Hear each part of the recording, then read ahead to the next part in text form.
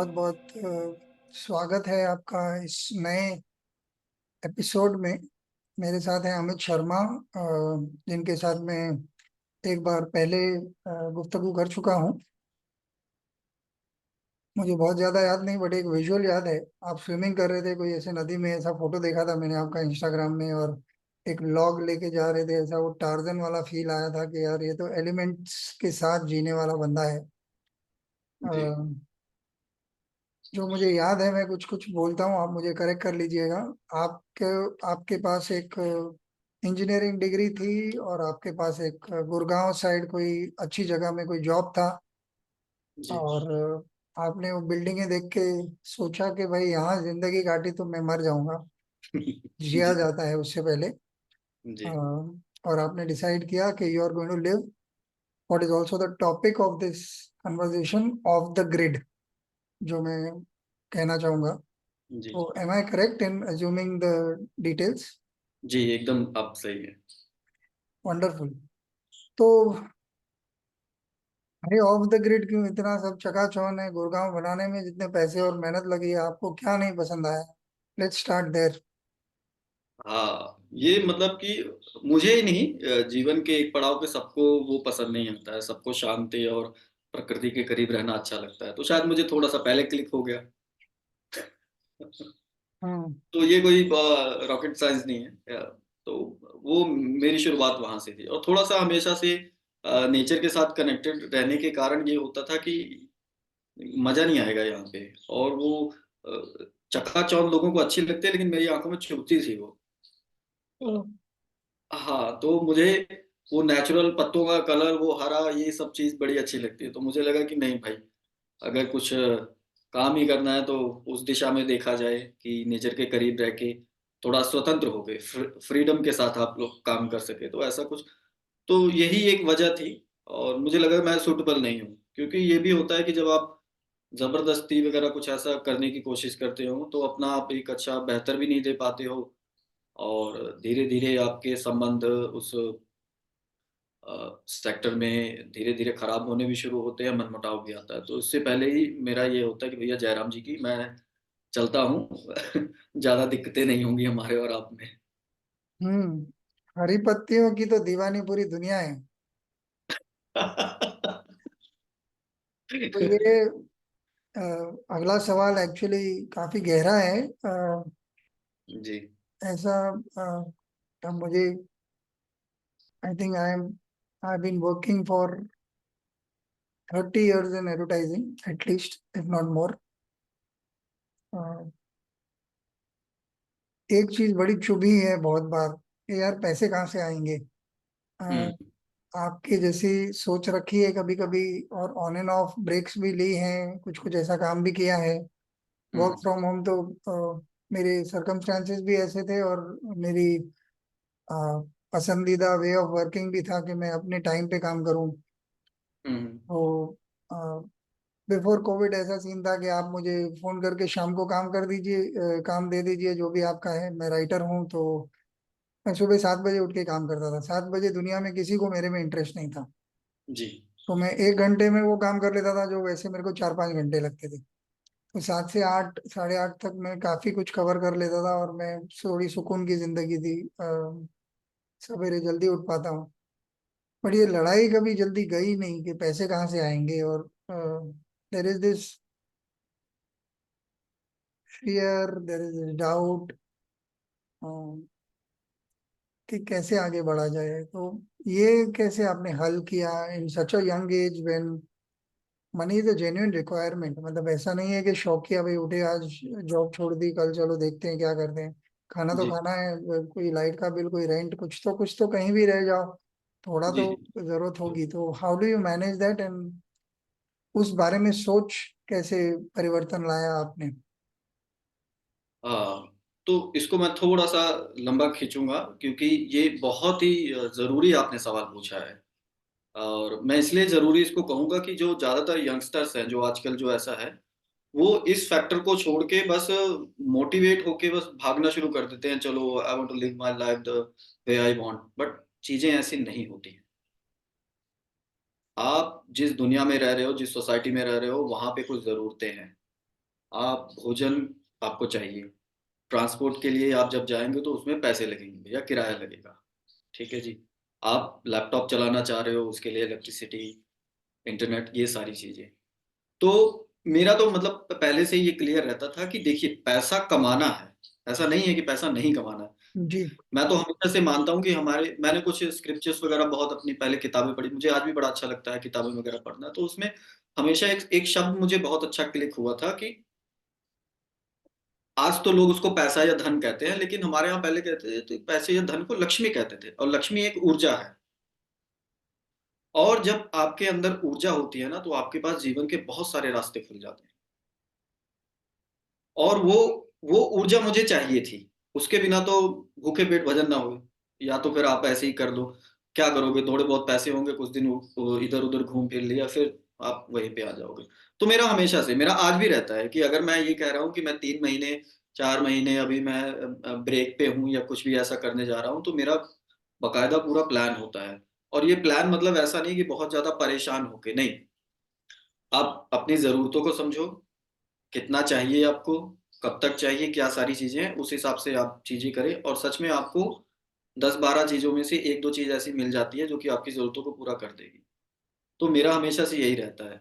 वो ऐसा नहीं और मैं बिज़नेस भी करता हूँ।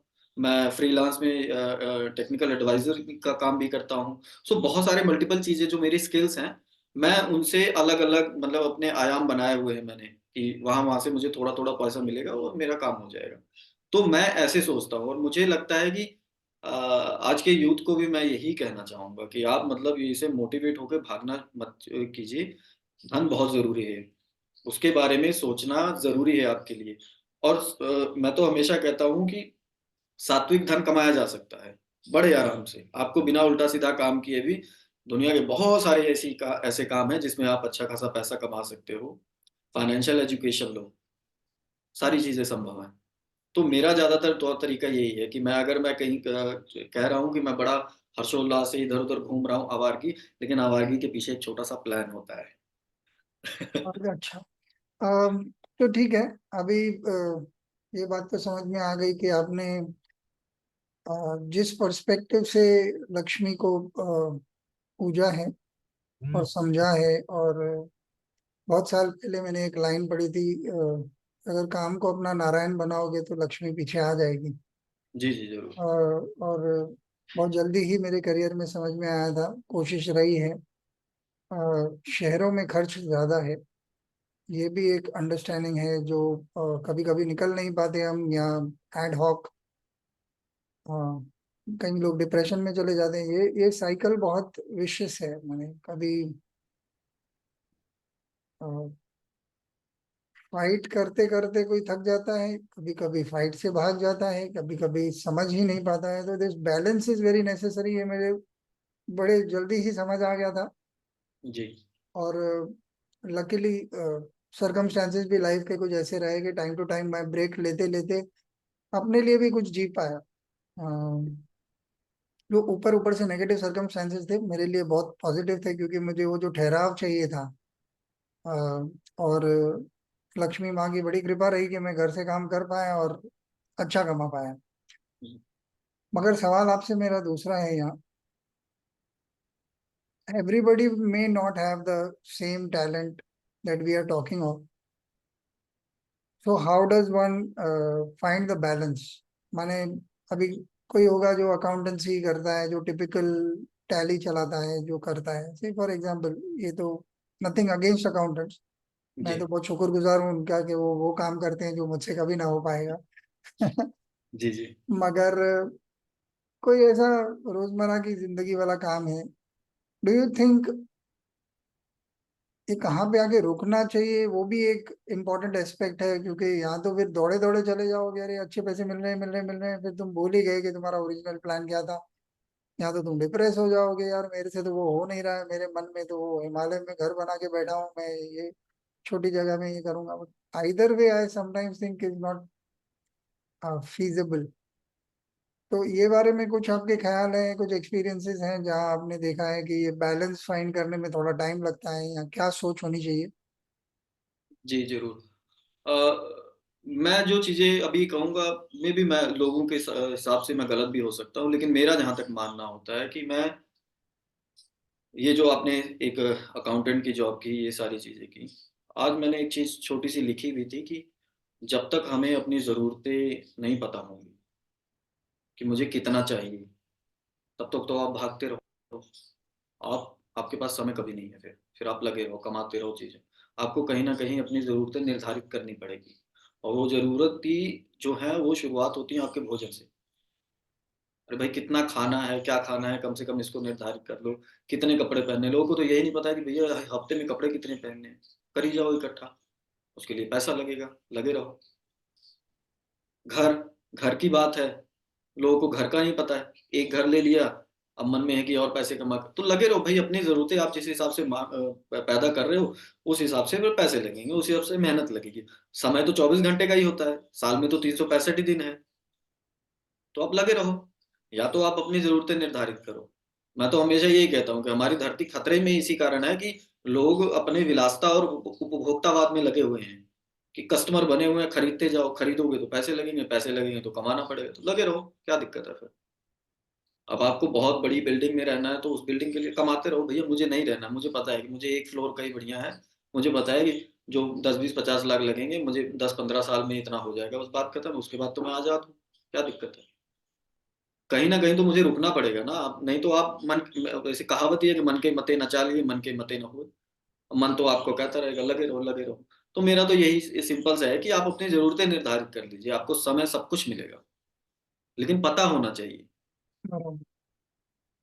अ,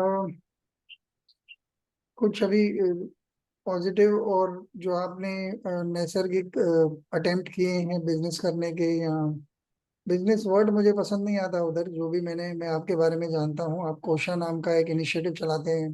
जी जी। हमारे बहुत अति प्रिय मित्र तो नहीं बोल सकता, इतनी बार बातें हुई नहीं है, पॉडकास्ट पे आए हैं एक बार दीपक से, तो जी जी। लोग काफी प्रिय हैं, क्योंकि अ, उनके साथ जो वार्तालाप हुई थी, one of the best and one of the happiest times on the podcast. जी आपके साथ तो ऑब्वियसली हुई है। तो आप लोग क्या कर रहे हो, ये कोशा चीज क्या है, कोशा का मतलब क्या है, कुछ थोड़ा बताएंगे इसके बारे में। जी। तो कोशा जो है, पंचकोश का नाम आपने सुना होगा कि अनामया, प्राणमया, मनोमया। तो ये सारी, ये पांचों चीजें होती हैं। तो कोशा का क्या काम है कि हम लोग लोगों के साथ डिस्कशन करते हैं इन सारी चीजों की। भोजन कैसा हो, आपके संबंध कैसे हो, फाइनेंस में आपको कितना उलझना है, कितना नहीं उलझना है, एट द एंड कि आपने अबंडेंस में लाइफ कैसे जीनी है। कोशा का मेन मकसद यही है, अच्छा। इससे ज्यादा कुछ नहीं। कि आप अपनी जरूरतों को समझो, ये चीजों को आप समझो, कितना क्या चाहिए आपको। क्योंकि भोजन आपका सही होगा तो आपका शरीर स्वस्थ होगा, शरीर स्वस्थ होगा तो आप वैसे ही, आपके संबंध भी होंगे अच्छे, और संबंध अच्छे होंगे तो आपको जरूरतें, सारी चीजें पता लगेगी उस हिसाब से। और धीरे धीरे एक वक्त ऐसा भी आएगा जहां पर आप थोड़ा आनंद में जिएंगे। तो ये जो स्टेजेस है, पांचों जो लेयर्स हैं, उस पे हम लोग डिस्कशन करते हैं। और लोगों के साथ ज्यादातर नेचर में हम लोग इसलिए करते हैं क्योंकि नेचर से कनेक्ट होने के बाद थोड़ी सी एक सहजता आ जाती है, सरलता आ जाती है जीवन में। तो मेन हमारा मोटिव यही रहता है। थोड़ा जो इनिशिएटिव, जो एक्सपेरिमेंटल है, जी। जो एक्सपीरियंस है, उसके बारे में कुछ बता पाएंगे कि फॉर एग्जांपल, एक कोई वर्कशॉप में पढ़ता रहता हूँ, आप रॉ फूड वर्कशॉप था कुछ टाइम पहले तक। हाँ जी, हाँ जी। अ, हमारी एक मित्र हैं जो शायद आपके साथ कर चुकी हैं, शायद जिसकी वजह से हम लोग संपर्क में हैं। बट कुछ आप बता पाएंगे सो दैट जो हमारे लिसनर्स हैं वो एक बार समझ पाए कि अगर मैं साइन अप करता हूँ, हम्म। कितने दिन का होता है, वो क्या होता है, पैसे तो ठीक है हर बार अलग अलग हो सकते हैं, बट जी। ट्रैवल कैसा होता है, पैसे लगते हैं क्या, फ्री में होता है क्या, क्या होता क्या है, एग्जैक्ट एक्सपीरियंस क्या है। तो कोशा की ये जो, मैं इसको कहूँ कि ये जो रिट्रीट्स होती हैं, रिट्रीट्स हम लोग कहते हैं, रॉ लाइफ सेलिब्रेशन हो गया या फिर और भी अलग अलग। तो ये जो रिट्रीट्स हैं, इसमें हम दो तरह के से करवाते हैं कि जब बहुत ज्यादा लोगों को लग्जरियस चाहिए होता है, तब तो भाई कुछ ना कुछ तो धन वहां पे लगेगा देने के लिए, और वो लोगों से ही आता है। ज्यादातर हमारा होता है पे एज यू विश होता है कि आप आइए, उन अनुभव को समझिए, आप जिए उस पल को, उसके बाद आप बताएं कि आप क्या दे सकते हैं उसका अनुभव। तो ज्यादातर हमारा यही ऐसा ही रहता है कि हम पे एज यू विषय रखते हैं।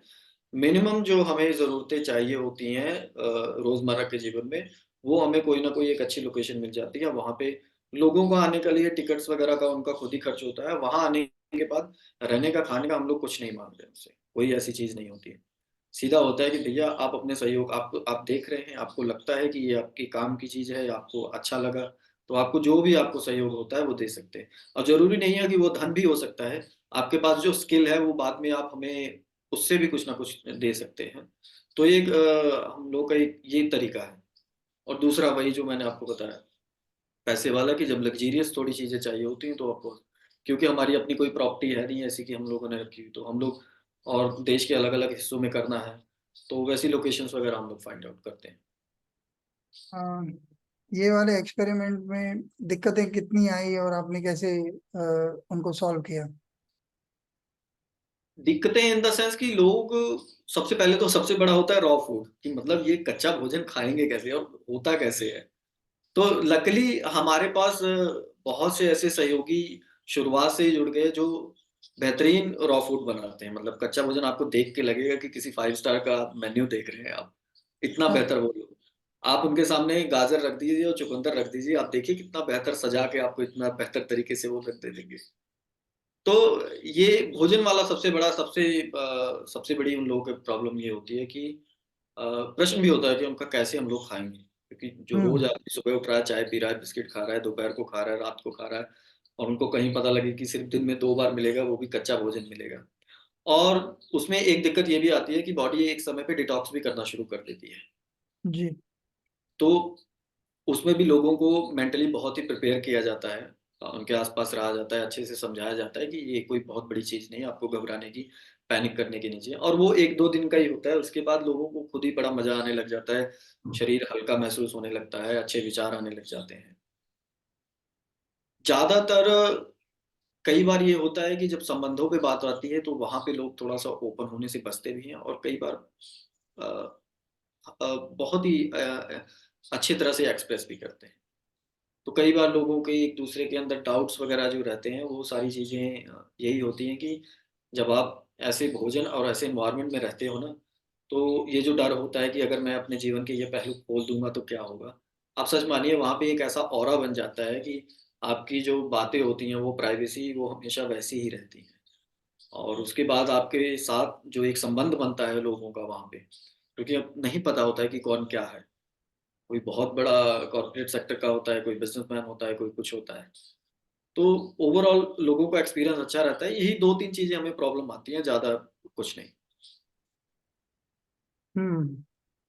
अ, हमारी बात हो रही थी, ये बातचीत शुरू करने के पहले आपने बोला आपने अभी एक ब्रेक लिया है, कुछ रिवर्क कर रहे हैं, कुछ रीथिंक कर रहे हैं। जी जी। अगर आपको दिक्कत ना हो तो उसके बारे में कुछ बताएंगे कि क्या हो रहा है? हाँ, ब्रेक का मतलब ये था कि हमने ये रिट्रीट्स वगैरह की थी, और अच्छा भी सब कुछ हुआ। लेकिन अब चाहते थे कि क्या ऐसा किया जाए कि थोड़ी सी और एंगेजमेंट हो और लोगों में और अवेयरनेस जाए। क्योंकि कहीं ना कहीं हम लोग में भी ये कह सकते हैं कि मार्केटिंग में लैग कर रहे थे, कि लोगों में वो उत्साह जगाना। क्योंकि अ, एक टीम भी हम लोगों ने बहुत बड़ी नहीं रखी थी, छोटी की टीम के साथ काम करते थे। तो ये सारे जो चैलेंजेस थे, उस चीज को लेके हम लोगों ने सोचा कि एटलीस्ट हमें थोड़ा सा ब्रेक लेना चाहिए, चीजों को एनालाइज करने के लिए कि क्या और भी नए बेहतर तौर तरीके लाए जा सकते हैं। क्योंकि आपको पता ही है कि इस समय टेक्नोलॉजी से लेके, संबंधों से लेके, हर चीज में बड़ा अचानक से बूम अप आ गया है। तो पुराने तौर तरीके आपके नहीं चलने वाले हैं। तो उन चीजों को उस हिसाब से डील करना है। तो इसीलिए हम लोगों ने थोड़ा समाज को और खुद को समझने के लिए ये ब्रेक लिया है। इस बारे में मुझे जो थॉट्स है मैं आपको पॉडकास्ट के बाद शेयर करता हूँ। जी अ, बाकी घर वालों की तरफ से और लोगों की तरफ से प्रेशर नहीं आता है इस तरह की जिंदगी जीने में कि क्या कर रहे हो, कुछ ऐसा एक तौर तरीका होता है जो जमाना आपको देखता है कि भाई एक घर है, एक बीवी बच्चे रखे हैं, नौकरी पे जा रहे हैं या धंधा कर रहे हैं, कुछ एक तरीके का जीवन है। जी। जी as as a creative person मेरी समझ रही है कि most people are afraid of the unknown. Hmm. तो बहुत बार वो समझ ही नहीं पाते कि अरे क्या हो गया और क्या करना चाहिए। और जब तक समझ आती है, कई बार अनफॉर्चुनेटली जमाना जिस तेजी से बढ़ रहा है, जिस चीज को आपने बहुत काइंडली विदाउट जजमेंट एक्सप्लेन किया, बट वो काफी हानिकारक हो रहा है। हेल्थ इश्यूज हैं, मेंटल हेल्थ इश्यूज हैं, रिलेशनशिप ट्रबल्स हैं, अटेंशन डेफिसिट है। बहुत सारी चीजें हो रही हैं जो हमको, शायद हम भी, I would count my self also living in a urban mindset. कभी कभी वो भारी पड़ जाता है कि आपको इमीडिएट रेजोल्यूशन चाहिए कि बस आज तकलीफ आई और आज ही इसका रेजोल्यूशन होना चाहिए। हम कल वाल तो बाद में देख लेंगे, अब बताओ क्या करना है। पैसे खर्च जी। करने हैं कर लेंगे, जुगाड़ करना है कर लेंगे। बट यार तुम बताओ जल्दी जल्दी। वो सोशल मीडिया वाला क्लिक है कि भाई लाइक कर दो, सब्सक्राइब कर दो, हो गया काम खत्म। हाँ जी। अ, और आई विल नॉट डिनाई कि हम सब पे एटलीस्ट, आपका पता नहीं है कि आप, क्योंकि आप काफी ऐसा ऑल्टरनेटिवली भी काफी जी रहे हैं। अ, मैं सोच में वैसा जी पाता हूँ, मेरा सरकमस्टेंस शहर के बाहर निकल नहीं पाता most of the time. At least पूरे साल में, तो फिर छुट्टियों में हो सकता है यहाँ वहाँ, या जब मैं विपश्यना मेडिटेशन के लिए चला जाऊं, या जब मैं एक्चुअली ऑफ द ग्रिड चला ही जाता हूँ और मुझे कोई दिक्कत नहीं होती कि फोन बंद कर दिया, ये बंद कर दिया, तो पहले दिन से खुशी होती है, चलो वापस खुद से मिलने का एक मौका मिल गया। जरा देखते हैं कहाँ जाती है गाड़ी। सिर्फ शांति तो बैठना है, और क्या है। वहां भी एक दो बार ही खाना खाते हैं या नहीं खाते हैं कई बार। मतलब वहां मैं अपने एक्सपेरिमेंट करते रहता था। अब काफी टाइम से कोर्स नहीं किया है, but otherwise it is a created environment but which supports this kind of living। ये बात किसी से करना नहीं है, तुम आ रहे हो अपना ध्यान कर रहे हो, फिर खाना खा रहे हो, फिर ध्यान ही कर रहे हो पूरा दिन, बाकी कुछ है नहीं तुमको। अगर तुम पुराने साधक हो तो खाना दे भी नहीं रहे हो एक एक या दो बार से ज्यादा, तो तुमको पूरा जी। दिन तो वैसे भी यही यही निकालना है। तो ये जो तकलीफें हम पे आ रही हैं, आज सुबह ही मैं एक दोस्त के साथ था, और काफी, मतलब वो बिजनेस चलाते हैं, और काफी हमारे अच्छे रिलेशन है, हम मिलते रहते हैं हर दूसरे तीसरे संडे, कभी बैठ के चाय पीते हैं, बातें करते हैं। तो मैं कुछ अपना बता रहा था, वो उन्होंने भी ऐसे दो तीन चीजें ऐसे खोल दी, तो मुझे लगा कि यार कितना दुख है संसार में। और ये सारे सक्सेसफुल लोग हैं। मतलब we are not even talking about people who are unsuccessful in money and business. तो मैंने बोला यार ये तो, मतलब ना, एक मिनट के लिए तुम्हारा ऐसा दिल रुक जाता है यार, इसको भी जरा कुछ खुशी मिले, ये कैसे सॉल्व करें। मतलब बाकायदा, मतलब उनको मैसेज आते जा रहा था, हम साथ में मैसेज क्रिएट करके उधर भेजे जा रहे थे कि थोड़े सुकून मिले। लाइक ऑनलाइन बाम लगा रहे थे, आप कह सकते हो। हाँ जी। बट आराम नहीं आता है कि थोड़ा लगता है कि यार थोड़ा समझ लो, थोड़ा रुक जाओ, ऐसा जल्दी नहीं है। और बड़ी बातें हो रही थी कुछ ऐसा, जिसको मैं मेरे दिमाग में टेक्टोनिक शिफ्ट बोलता हूँ कि ऐसा शिफ्ट हो रहा है भाई, तुम्हारे अर्थक्वेक है ये, बट थोड़ा रुक जाओ। अर्थक्वेक है बट ठीक है, जरा रुकते हैं। जी। तो आप इन चीजों को कैसे देखते हो, क्योंकि आप भी इसी संसार में रह रहे हो। पॉलिटिकली बोलो, सोशली बोलो, इकोनॉमिकली बोलो। आपने कहीं बीच में एक लाइन भी बोली कि इसीलिए क्योंकि रुक नहीं रहे हैं। गांधी जी की शायद वो line, there is enough for man's need but not enough for man's greed. Of course. तो वैसा ही है कि अरे सब लगे पड़े हैं। और तो आपको, आप इस दुख को, इस मेंटल हेल्थ इश्यूज को, इस एनवायरनमेंट, सोशल साइकोलॉजिकल प्रॉब्लम्स को कैसे देखते हैं? कि आप सोचते ही नहीं है भाई, अपने को तो थोड़ा एक निकाला है छोटा सा कोकून, अब इसमें ही क्रिएट करते रहेंगे? ऐसा होता है कि you are really concerned and you are trying to think about how to solve that also? मैं अगर सच में बात करूं कि मेरा जीवन शुरू से ही ऐसा रहा, तो ज्यादातर मेरे दिमाग में ख्याल ही नहीं है। और लोगों के साथ मेरे जो संबंध है वो ऐसे ही हैं, मतलब कि लोगों को पता है कि ये शांत है, अपना जीवन में लगा रहता है, और इसकी जीवन की जो भी ज़रूरतें वगैरह हैं ये अपनी पूरी कर लेता है। तो मुझे लगता है कि लोग थोड़ी बहुत इधर-उधर बातें करते हैं कि आप क्या करते हो, क्या नहीं शुरुआत में, लेकिन उन लोगों को आइडिया हो जाता है। जी। और हमें भी ये समझना चाहिए कि एक व्यक्ति अगर हमारे पड़ोस में रह रहा है तो उसकी अपनी ज़रूरतें हैं, उसकी अपनी चीज़ें हैं, तो वो उस हिसाब से कर रहा है। और मुझे क्या फ़र्क पड़ता है मैं खुद को उन उससे कंपेयर करके, ठीक है ना हम्म। जी?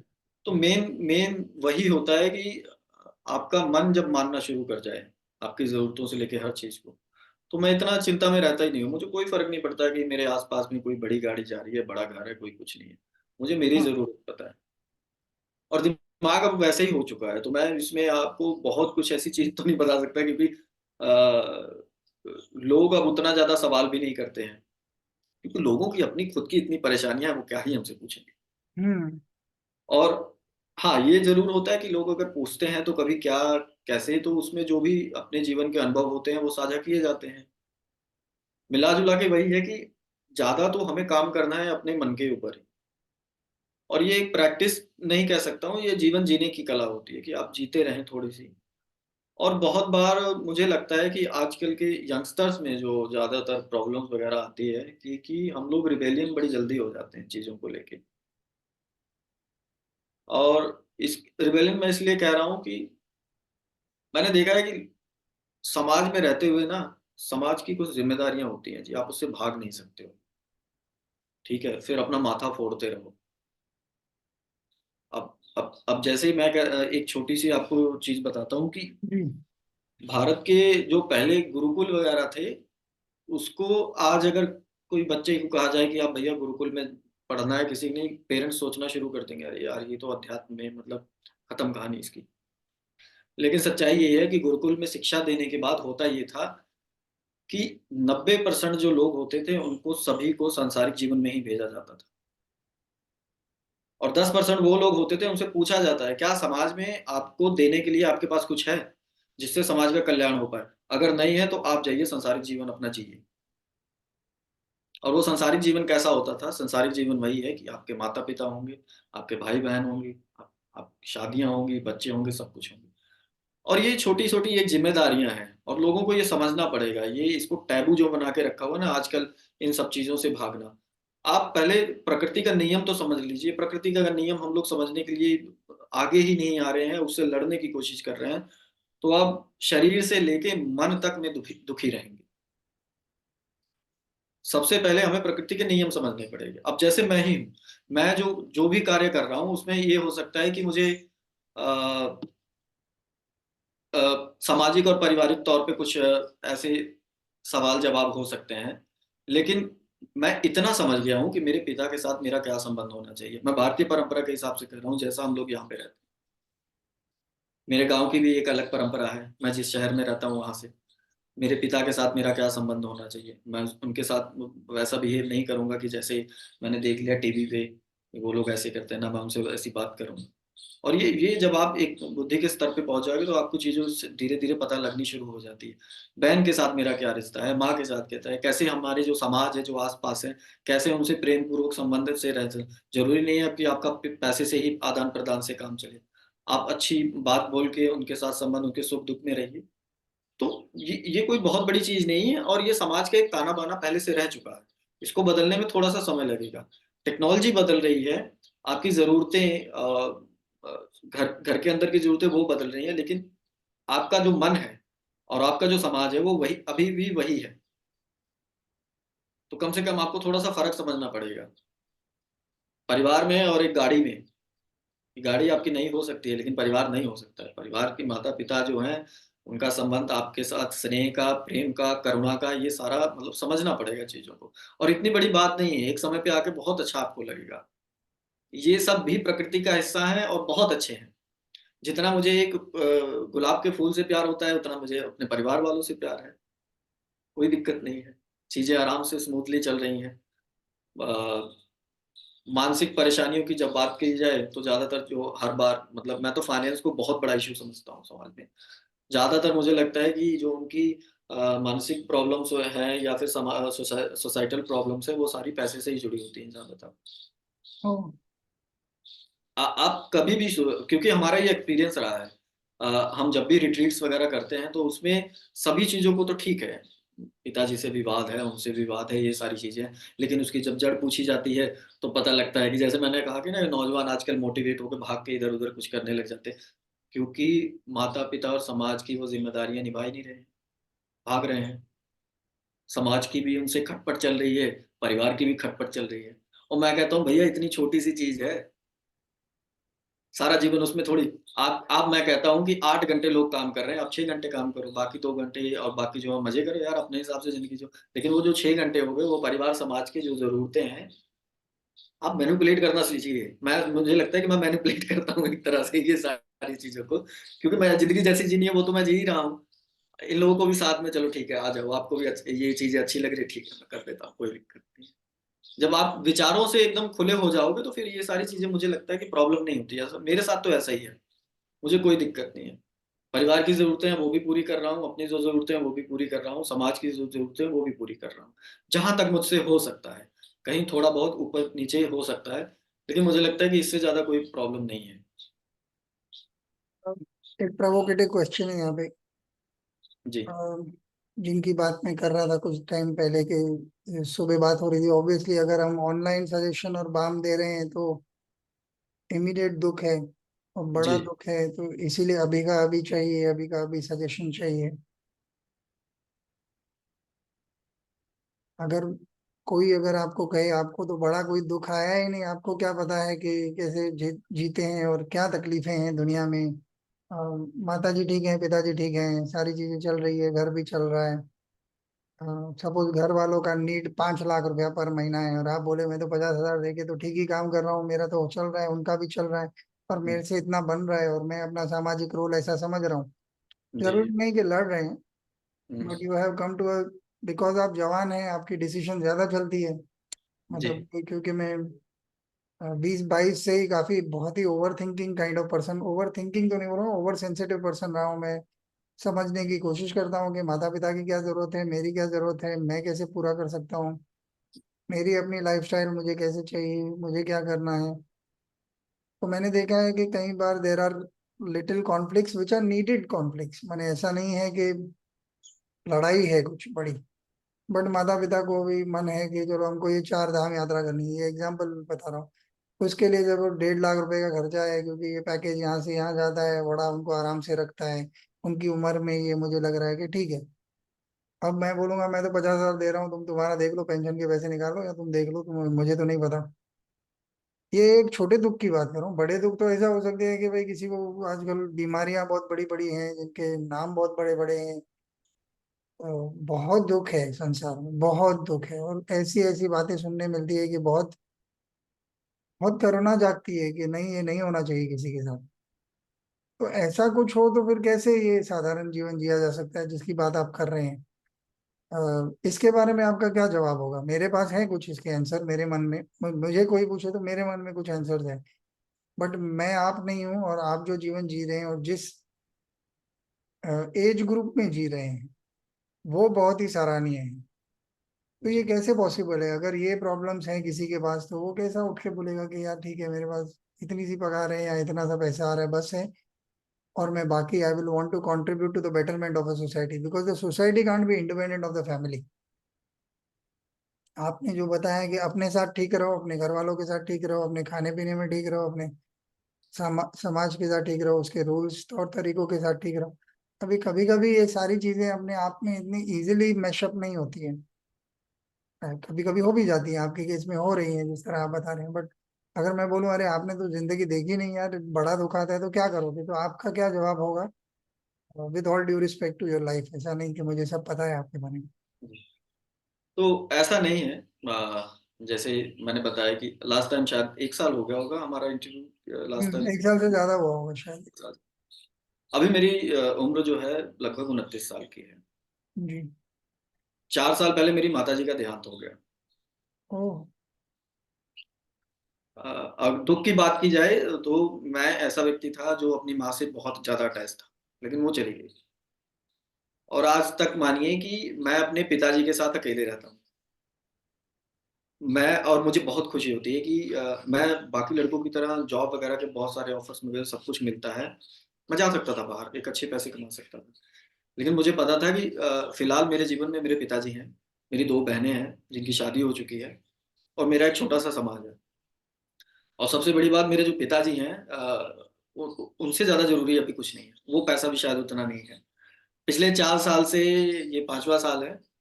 पिताजी के साथ रहता हूँ, सुबह उठता हूँ, उनके लिए लंच बनाता हूँ, उनका लंच तैयार करता हूँ, उनको सुबह चाय वगैरह जो भी है सारी चीज़ें देता हूँ।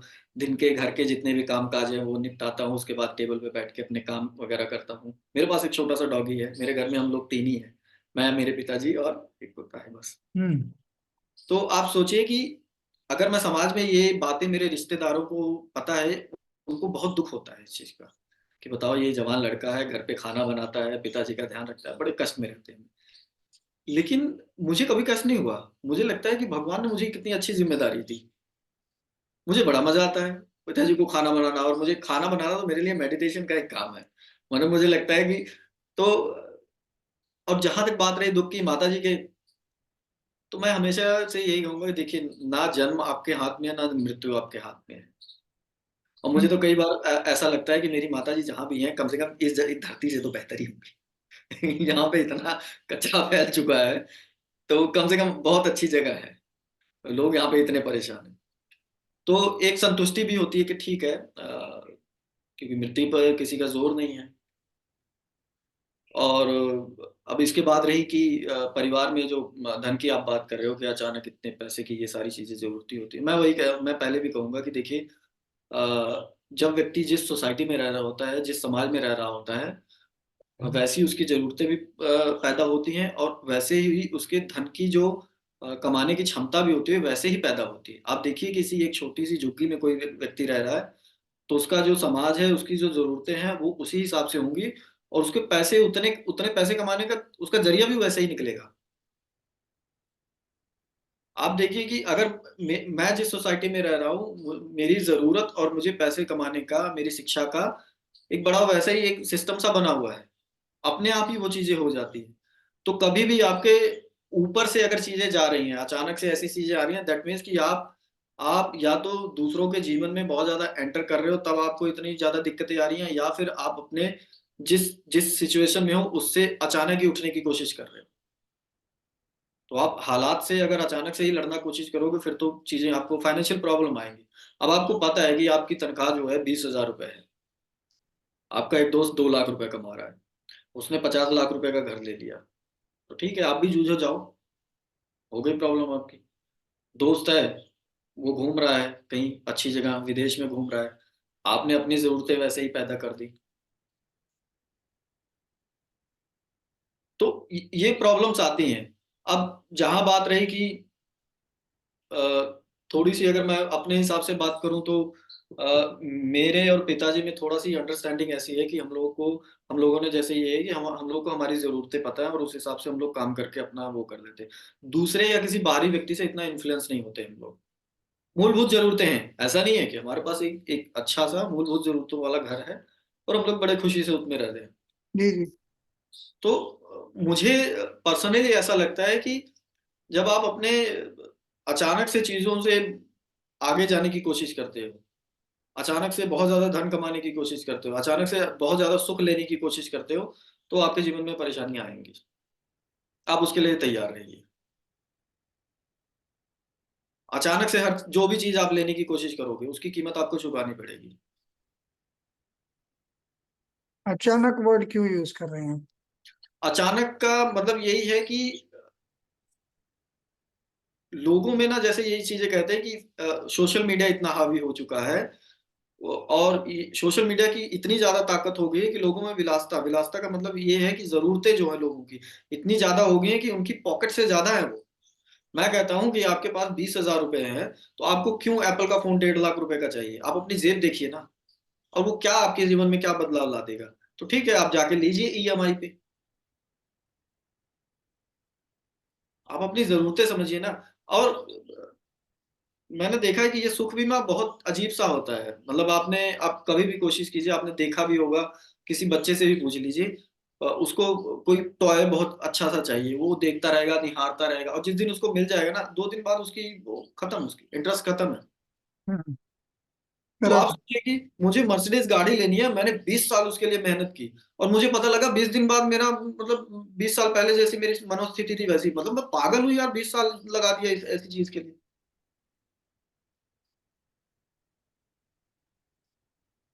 जितनी भी सांसारिक सुख भोगने वाली चीजें हैं वो आपके शरीर आपके मन को खा जाएंगी, लेकिन वो जो आप सुख सोच रहे हो वो क्षणिक होगा, बस इससे ज्यादा कुछ नहीं होने वाला। आप ये आज मान लो, आप ये कल मान लो, या आपके साथ ये घटना घटेगी तब पता लगेगा कि आपने जीवन इतना ज्यादा ऐसी चीजों के लिए बर्बाद किया है। जरूरतों पे बर्बाद करो। आपकी जरूरत है 1 लाख रुपए महीने की, आप अपने शरीर को लगाइए, आप अपने मन को उसमें लगाइए। आपकी वो जरूरत है जेन्युइन होनी चाहिए, आपको कोई शिकायत नहीं होगी जीवन से। लेकिन आप जब अन्यथा चीजें आने लग जाएंगी फिर तो भैया परेशान होते रहो, अपना दिमाग खराब करते रहो, उसमें क्या ही किया जा सकता है।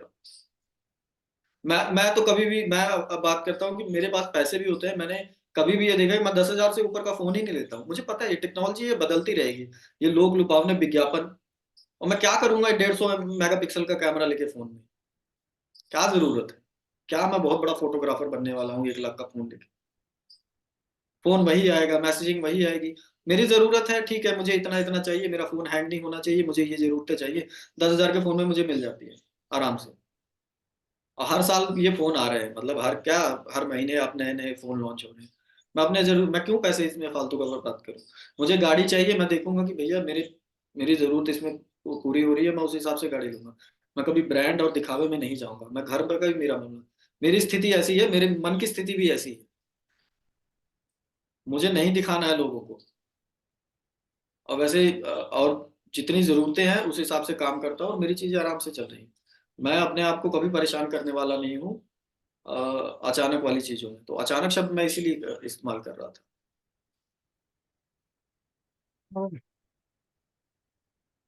बहुत अच्छी अच्छी बातें आपने बोली हैं, मतलब एकदम सुनना ही चाहता हूँ, ऐसी हालत हो गई है। बट आपने एक सवाल का जवाब जो इनकम्प्लीट दिया था मेरे दिमाग में, वो आपने अभी कंप्लीट कर दिया कि संसार में जो बाकी चीजें हो रही हैं, तो फिजिकल हेल्थ, मेंटल हेल्थ के इश्यूज, मुझे कहीं उसमें भी आंसर दिखा कि continuous study of the mind, and क्या चाहिए आपको, क्यों चाहिए, इससे क्या हल होता है। चाहे वो खाना हो, चाहे वो पीना हो, चाहे घर संसार हो, चाहे वो माल बत्ता हो, जो भी आपके ट्रैवल के नीड्स हैं। आजकल travel is also big thing, वही सिंगापुर घूम के आ गए हो, बाली और मलेशिया और कहाँ कहाँ लोग जाते हैं। अच्छी बात है, इसमें कोई बुरी बात नहीं है। अ, अगर आप इसको अफोर्ड कर सकते हैं, और हर चीज की एक एक कॉस्ट है, और जरूरी नहीं कॉस्ट हमेशा मनी हो। मनी तो जी एक पार्ट ऑफ द कॉस्ट है, it is also mental and physical cost. जो मेरे समझ में आया आपने जिस तरह से समझाया कि अ, गहराई से उसको समझने की जरूरत है, अपने जी आप के साथ रहने की जरूरत है, ठहराव रखने की जरूरत है। क्योंकि ओवरनाइट कोई समझ आ जाएगी, जैसे अचानक आप किसी चीज के पीछे भाग नहीं सकते, वैसे अचानक कुछ समझ आ जाएगी, ऐसा नहीं। आएगी तो अचानक ही, बट उसके लिए कई बार कई साल लग जाते हैं। जी तो वो पेनी ड्रॉप होता है कि अरे ये तो ऐसा वर्क करता है, अच्छा मेरे समझ में आ गई, ये बात ऐसे काम करती है। अ, बहुत खूबसूरत है कि आपके एज में आपको छोटी छोटी ये बातें समझ में आ गई, और कितनी सरलता से बाकी बातें सॉल्व हो जाती हैं। माने वो प्रॉब्लम ही नहीं खड़ा होता, उसको सॉल्व करने की जरूरत ही नहीं आती। प्रॉब्लम हो तो सॉल्व हो। अ, एक छोटा सा इसमें ये है कि आपने कहा कि किसी को देखना नहीं है, किसी को अभी जो बच्चे हैं, समझ लो पहले के जो 17 साल में हमको समझ आती थी, वो भी 12 साल में बच्चों को समझ में आ जाती है बातें, कोई भी बातें हो। 17 वाला तो 25 की बात समझ जाता है अभी, क्योंकि वो जो तेजी है, जो एक एवोल्यूशन है ह्यूमन काइंड का, वो भी दिखता है। फ्री वक्त बहुत है, हम समझते नहीं है, क्योंकि वो सोशल मीडिया में खत्म हो जाता है। अभी शुरू किया 15 मिनट टाइम पास करने के लिए, और मालूम पड़ा नेक्स्ट 2.5 घंटे हम फोन से उठे ही नहीं, ऐसा बहुत बार होता है। जी बट एक्चुअल फ्री वक्त बहुत है, स्टडी करना चाहें तो स्टडी किया जा सकता है। और दुखदाई स्टार्टिंग है, because it requires sacrifice of your, अंग्रेजी में वर्ड है डार्लिंग इंक्लिनेशन। वो मेरे को बड़ा प्यारा है यार, जरा रील्स देखना मजा आ रहा है, या ये फोटो निकालने में मजा आ रहा है, या नेटफ्लिक्स पे ये मूवी देखनी है, और अमेजोन पे ये कवर अप करना है। सब चीजें अच्छी हैं, सबका अपना अपना एक, अम, सबकी एक जगह है। your requirement for entertainment is equally valid, your requirement for understanding is equally valid, knowledge, catching up with the rest of the world कि क्या चल रहा है दुनिया में, सब सब वैलिड है।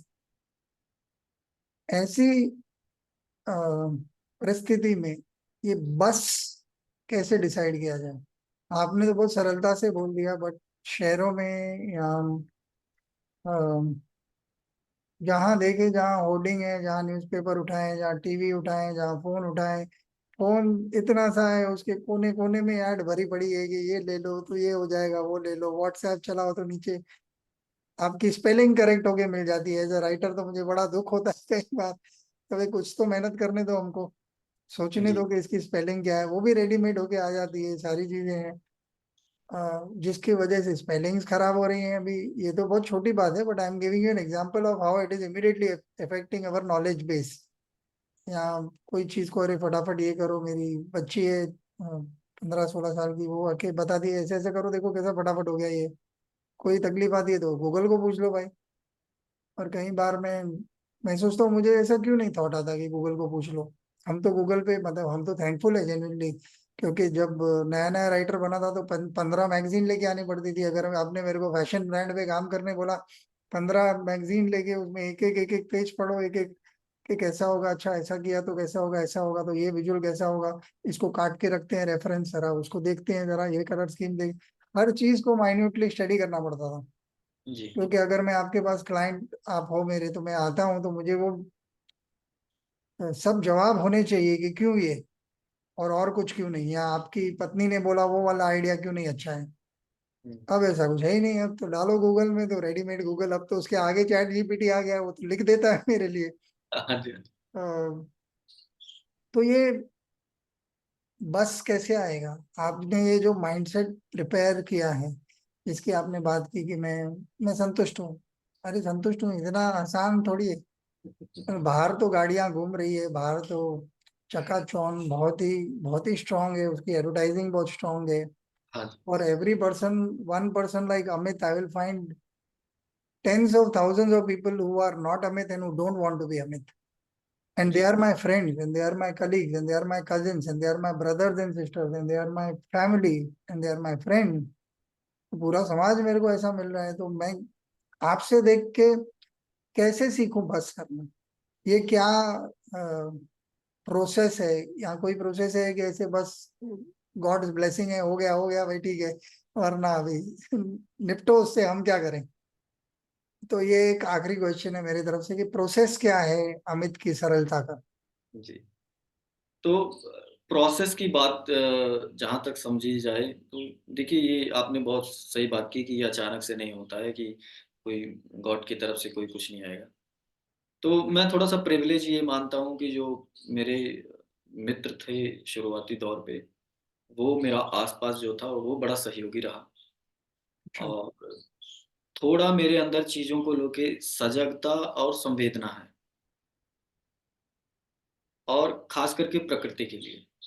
तो उससे मैं आपको जोड़ के बताऊँगा।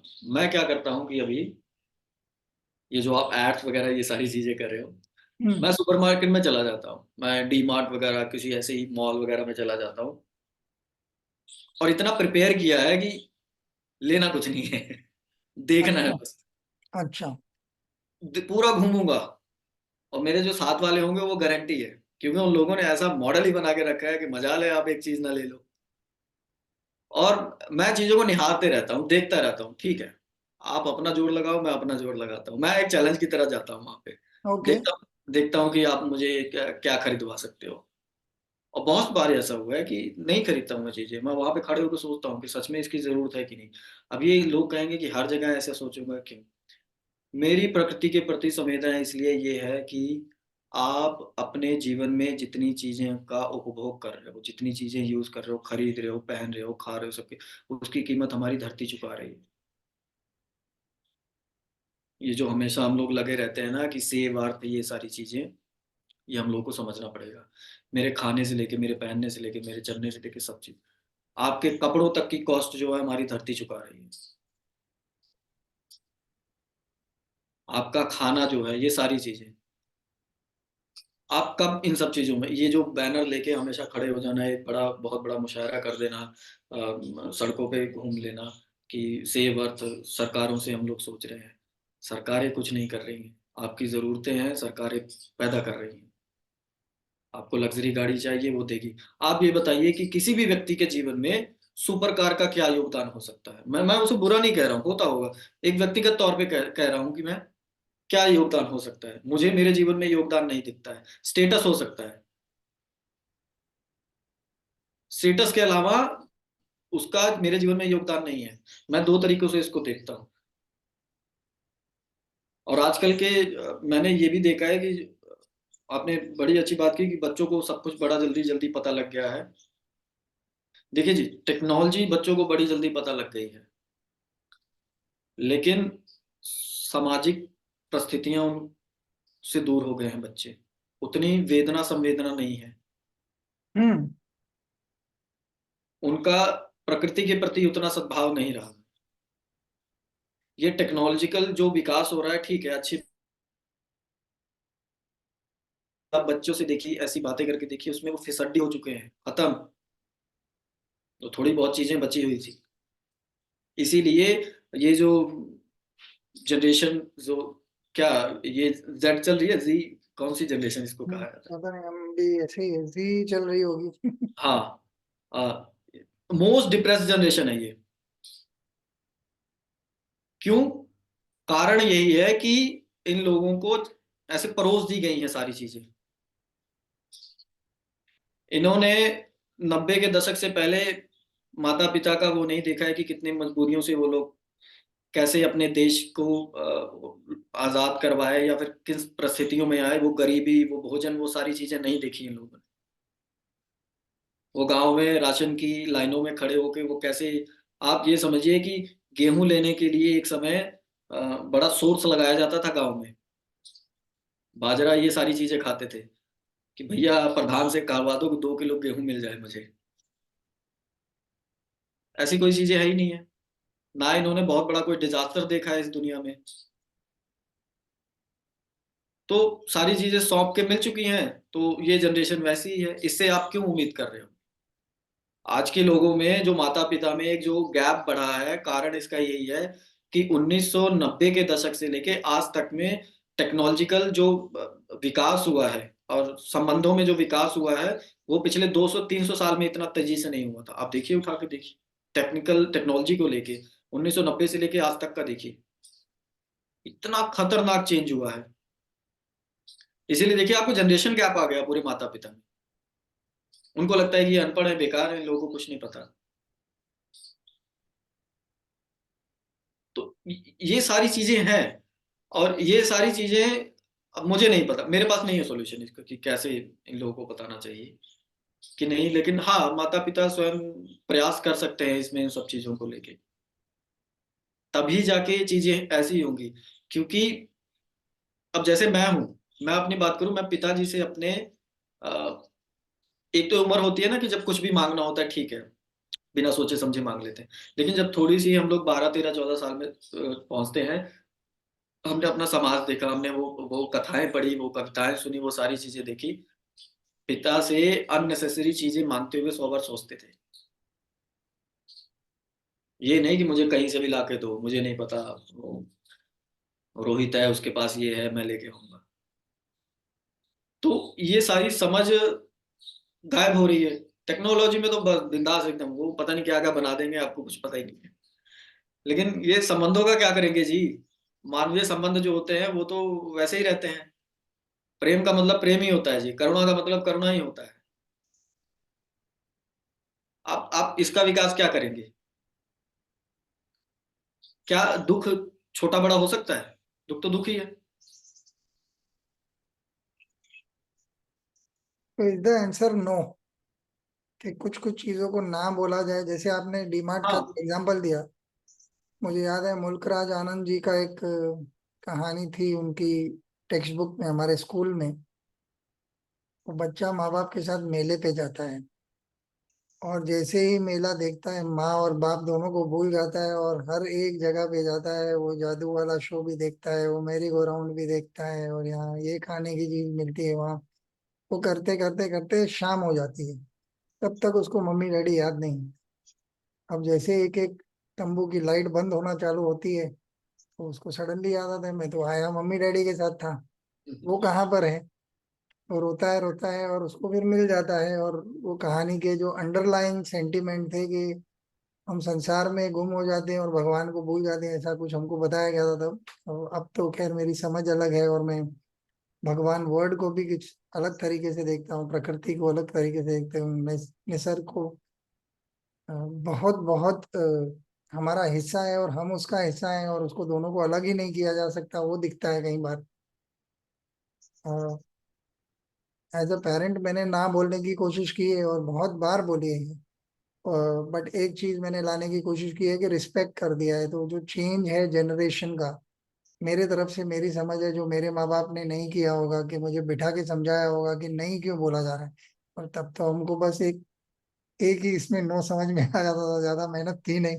हाँ जी, हाँ एक याद हो मजेदार हो रहे हो, ये चाहिए वो चाहिए, क्योंकि पैसे कम थे, आप जो बोले वो बात बराबर है। गेहूं आता है तो आगे मतलब खुद जाके ये करो तो तुमको कुछ मिलता है, वरना फ्री में तो कुछ आता भी नहीं था। सडनली तुमने हाथ रख दिया तो ये टॉय मिल जाएगा, ऐसा तो कुछ था ही नहीं। जी, और बड़ा भाई है तो उसका टॉय टूटेगा तो तुम्हारे पास आएगा, तो नया तो पूछो भी मत कि क्या होगा।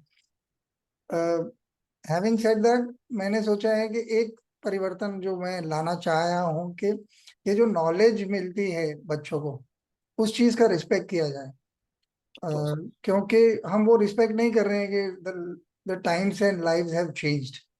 हम ना वही पुराने, जो आपने बोला ना कि वो पुराने हथकंडे ही अपना रहे हैं कि चलो गुस्सा तो कर ही नहीं रहे हैं, तो पता नहीं क्या कर रहे हैं, सब सब चीज को हाँ बोल रहे हैं, वो तो अलग ही बीमारी है। या फोन थमा देते हैं कि भाई तुम इसमें टाइम पास करो, अभी मेरे बोर्डम तुमको दूंगा नहीं। हम्म। तो बोर्डम में क्या प्रॉब्लम है, तुम फोन छीन लो कुछ टाइम, तुम अपना फोन छोड़ो पहले कुछ टाइम, जी। तब रह जाओ। मतलब आई अंडरस्टैंड कि बहुत मुश्किल है, और अगर तुम खुद पीड़ित नहीं हो सोशल मीडिया से तो तुमको मालूम ही नहीं है कि कितना डिफिकल्ट है। तुम उस पीड़ा से भी गुजरो, कोई बात नहीं है कि तुमको समझ आए कि उनके सारे फ्रेंड्स उधर हैं, उनके लिए कितना मुश्किल है। तुमको बाकी माहौल इंटरेस्टिंग बनाना पड़ेगा। ऑफ चलो कोर्स। आज जूस पी के आते हैं, चलो आज जाके आते हैं, चलो थोड़ा चलते हैं। चल क्यों रहे हो, अरे चलो 10 मिनट चलते हैं, बाद में गाड़ी में भी जाएंगे, अभी तो शांति में बैठो, देखते हैं क्या होता है 10 मिनट में। जी, जी, ये तो बहुत जरूरी है। क्योंकि ये छोटी बातें हैं, और क्या है ना कि अगर हम, I find the problem lies with us, our generation, not the kids. जी। उनको जो, उनको तो वो क्या जो आप दे रहे हो वो ले रहे हैं। आप उनको ना बोलोगे तो 4 बार के बाद, मेरी बच्ची को मालूम है कि मतलब वो आती नेगोशिएशन के साथ है कि मेरे दोस्तों को मैंने बता दिया है मैं यहाँ यहाँ नहीं अवेलेबल हूँ, फिर मेरे को दिखता है कि ये बदमाशी में कि भाई उसने कैसे अपना वाला, ये तो आप हाँ ही बोल दोगे। हाँ जी, हाँ जी। तो फिर कई बार मैं समझता हूँ कि चलो तुमको समझ आया कि कोई चीज मिलने के लिए कोई चीज छोड़नी पड़ेगी। तो यही लेसन है, और क्या है कि मैं जिंदगी तुमको सिखाएगी, मैं नहीं भी सिखाऊंगा तो जिंदगी किसको बख्श देती है। जी, जी, तो ये छोटी छोटी बातें मेरे को लगता है बहुत अहम है in parenting, where where you respect where they are coming from. उनका दोष नहीं है कि टेक्नोलॉजी 30 साल में बढ़ गई है, जी, उनके जी। हाथ में गूगल आ गया है और उनको रेडीमेड मिल रहा है, उनको मिल रहा है, उनके चैलेंज अलग होंगे। उनके चैलेंज मेंटल हेल्थ वाले हैं, उनके हम्म। चैलेंज ऐसे ऐसे शब्द सुनाई दे रहे हैं स्कूल में, एंजाइटी अटैक और पैनिक अटैक और पता नहीं क्या क्या, डिप्रेशन। मैंने बोला भाई, तो मुझे अच्छा लगता है कि मेरी बच्ची अगर आके मेरे को बोलती है आपको लग रहा है कि हम कुछ ज्यादा ही बढ़ा चढ़ा के ये बातें कर रहे हैं, अरे बढ़िया है। अगर तुम इस चीज को देख पा रहे हो कि ज्यादा ही बड़ा है, that means you know at least something is wrong. You are you are willing to relook at your own premise कि मैं ऐसा इसको अप्रोच कर रहा हूँ, शायद मेरे अप्रोच में कमी है।